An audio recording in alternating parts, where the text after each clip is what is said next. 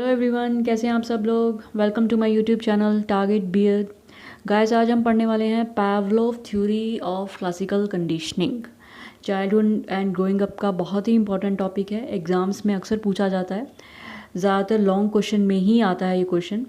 तो अंत तक देखिएगा, मैंने डिटेल में डिस्क्राइब किया है। आइए जल्दी से स्टार्ट करते हैं। Let's start.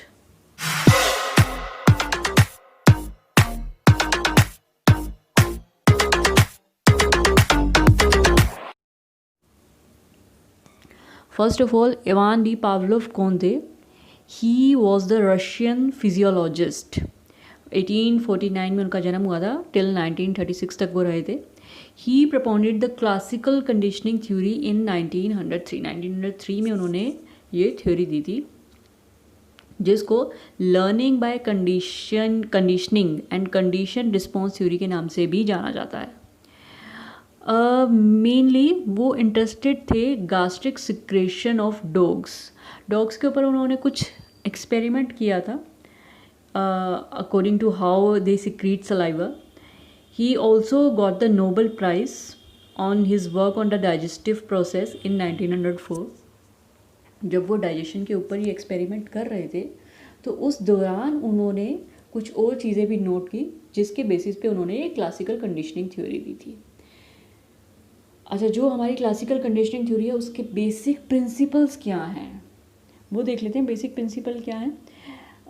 Classical conditioning is a form of learning whereby a conditional stimulus becomes associated with an unrelated unconditional stimulus in order to produce a behavioral response known as a conditioned response. कुछ समझ आया?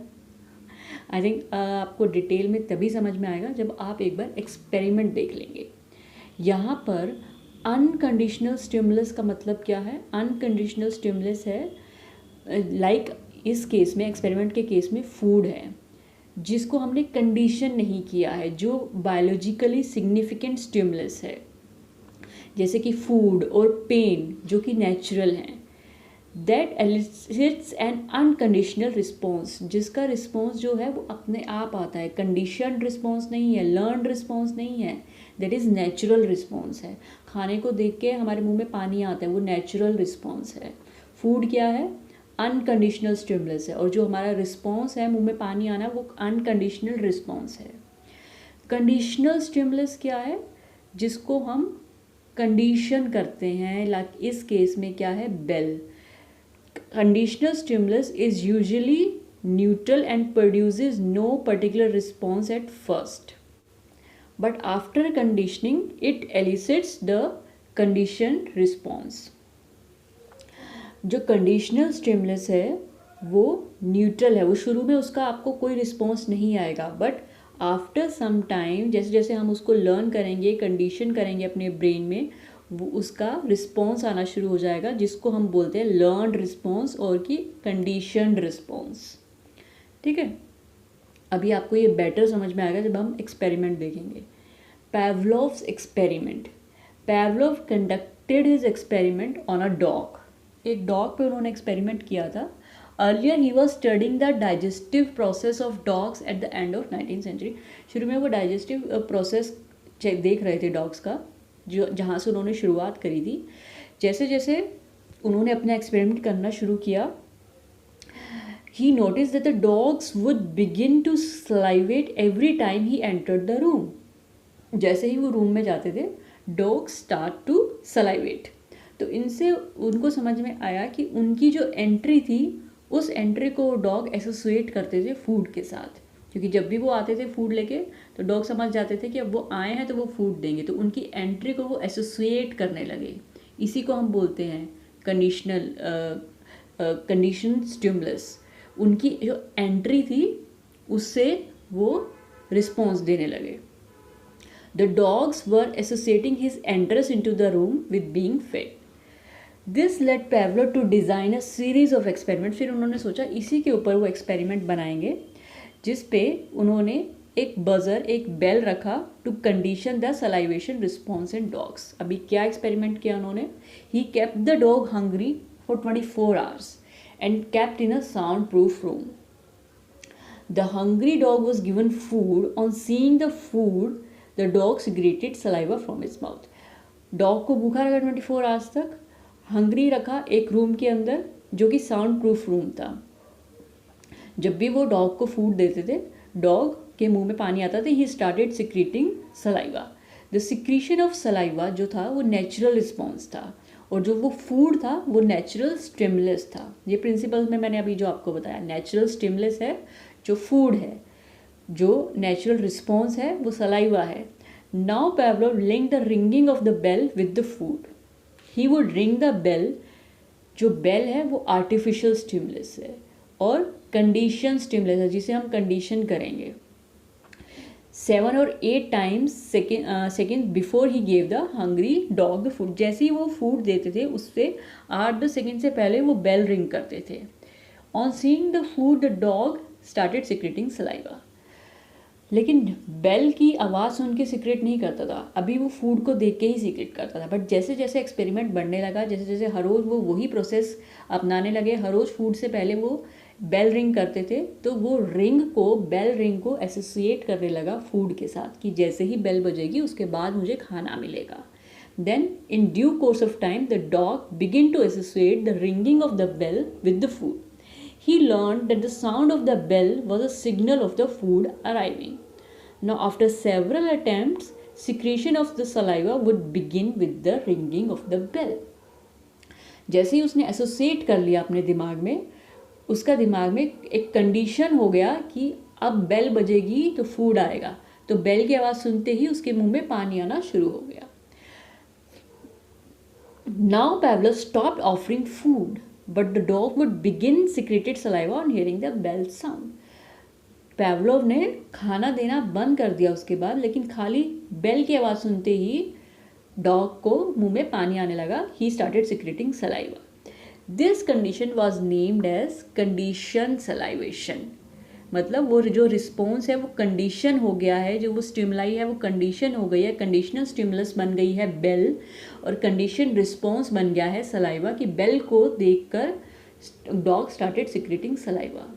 इसके आगे भी है, इसके आगे अगर वो फूड देना बंद कर देंगे ग्रेजुअली 3, 4, 5, 6 दिन के बाद, तो वो जो सलाइवा है वो आना बंद हो जाएगा, बिकॉज अब फूड देना बंद कर दिया है। उसके बाद से फिर से वो स्टार्ट करेंगे, फिर से वो 2-3 दिन में ही ग्रेजुअली वो दोबारा से उसके मुंह में पानी आना शुरू कर जाएगा अगर वो फूड देना शुरू कर देंगे। ये कुछ एक्सपेरिमेंट किए था पावलोव ने। 4 फैक्टर्स आपको यहाँ तक लिख देंगे, इतना भी मोर देन इनफ है। उसके बाद 4 फैक्टर्स हैं, ये सिर्फ आपको समझाने के लिए मैंने आपको पूरा डिटेल में बताया है। 4 फैक्टर्स भी ये ज़रूर लिख के आना अगर एग्जाम में आता है। 4 factors of classical conditioning. The natural unconditional stimulus was the sight और smell of the food itself. Unconditional stimulus क्या है? फूड। अनकंडीशनल स्टिमुलस मतलब जो नेचुरल है, ठीक है। अनकंडीशनल रिस्पॉन्स क्या है? सलाइवेशन। फूड को देख के जो सलाइवा आता है वो नेचुरल है, अनकंडीशनल रिस्पॉन्स है। कंडीशनल स्टिमुलस क्या है? रिंगिंग ऑफ द बेल है। जो रिंगिंग ऑफ द बेल है, जो बेल को हमने कंडीशन किया है, जिसको हमने एसोसिएट किया है फूड के साथ, जो पहले एसोसिएटेड नहीं था फूड के साथ, but gradually after doing the experiments हमने उसे एसोसिएट किया है फूड के साथ। कंडीशन रिस्पॉन्स क्या है? Salivation on seeing the bell, on hearing the ringing of the bell, ठीक है। आई होप यहाँ तक आपको समझ आ गया होगा। उसके बाद हम देख लेते हैं एजुकेशनल इम्प्लीकेशंस क्या हैं, एजुकेशन में हमें क्या फ़ायदा है पावलोव की थ्योरी का। It helps in developing good habits, बच्चों के अंदर हम गुड हैबिट्स डेवलप कर सकते हैं। The classical conditioning theory lays emphasis on association. Association का बेसिकली जो थ्योरी थी वो दी थी पावलोव ने, तो हम बच्चों को गुड हैबिट्स को गुड एग्जाम्पल्स के साथ एसोसिएट कर सकते हैं, उनको रिवार्ड्स के साथ या पनिशमेंट के साथ, बैड हैबिट्स को पनिशमेंट के साथ एसोसिएट कर सकते हैं, जो कि हेल्प करेगा उनको गुड हैबिट्स डेवलप करने में। हेल्पफुल इन लैंग्वेज लर्निंग को हम हेल्प कर सकते हैं। The teacher can utilise this conditioning method in the classroom for teaching the languages. अगर टीचर खुद से एक एग्जाम्पल सेट करेंगे, वो खुद से करेक्ट यूज़ करेंगे लैंग्वेज का, बार बार ग्रेजुअली जो वो चीज़ वो सुनते रहेंगे उस लैंग्वेज में, तो वो अपने आप बच्चों के अंदर आनी शुरू हो जाएगी। Helpful in removal of superstitions. A teacher can make the use of conditioning method to eliminate the superstitions of the children. Superstitions कैसे रिमूव कर सकते हैं? The teacher has to develop faith in the children through conditioning that such type of superstitions have no place in real life situations. कुछ जो हमारे superstitions हैं, like बिल्ली रास्ता काट गई, जो छोटी छोटी चीज़ें हैं, छींक मार देना, तो बच्चों को धीरे धीरे उनके दिमाग में ये चीज़ एसोसिएट करनी पड़ेगी एग्जांपल्स के थ्रू कि रियल लाइफ में इन चीज़ों की कोई जगह नहीं है, that it doesn't happen in real life. तो ये हेल्प करता है in removal of superstitions. Motivate करने में हेल्प करता है बच्चों को, उनको प्रेज़ करना, उनको उनका कॉन्फिडेंस बढ़ाना, उनको रिवॉर्ड्स देना, उनको रिकग्निशन देना, तो इन सब चीज़ों से मोटिवेट होते हैं बच्चे। हेल्पफुल इन एडजस्टमेंट, नए एनवायरनमेंट में कैसे एडजस्ट होते हैं उसमें भी हेल्प करता है। उनके दिमाग में एक जब नए नए बच्चे आते हैं तो हम एक माहौल बनाते हैं उस जगह का, प्ले स्कूल में बच्चे आते हैं तो वहाँ का हम बहुत ही अच्छा सा माहौल बनाते हैं, कलरफुल एक माहौल बनाते हैं, ताकि बच्चे का दिमाग एक कंडीशन हो जाए कि हाँ ये उनके लिए एक अच्छी जगह है, एक अच्छा एनवायरनमेंट बनाना, जो हेल्प करेगा उनको एडजस्ट होने में। कुछ उनके पावलोव की थ्योरी को क्रिटिसिज्म भी मिला था, it is the first place a mechanical theory.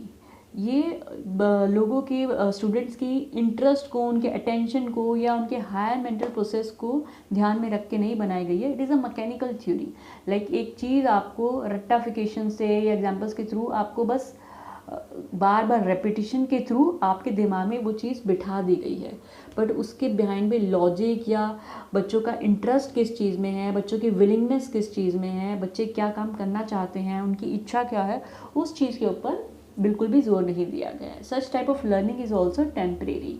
अगर आप वो रेपिटेशन करना बंद कर देंगे तो वो चीज़ें लर्निंग आपकी भूल भी सकते हैं। It is more applied on childrens and animals, higher learning के लिए इतनी सक्सेसफुल नहीं है। तो ये थी पावलोव की थ्योरी। आई होप आपको एग्जांपल्स के थ्रू और ये एक्सपेरिमेंट अच्छे से समझ आ गया होगा। इसके अलावा भी अगर कुछ ऐसा पॉइंट है जो आपको नहीं समझ में आया, आप मुझे बता सकते हैं, मैं दोबारा कोशिश करूँगी आपको समझाने की। इसके अलावा और कोई ऐसा टॉपिक है जो आप चाहते हैं कि मैं क्रिएट करूँ, तो उसके लिए भी मुझे आप कमेंट करके बता सकते हैं। और चैनल सब्सक्राइब नहीं किया तो गाइस प्लीज़ चैनल सब्सक्राइब कर लीजिए, वीडियो अच्छा लगा है तो लाइक कर दीजिए। So thank you so much for watching, have a nice day, good bye.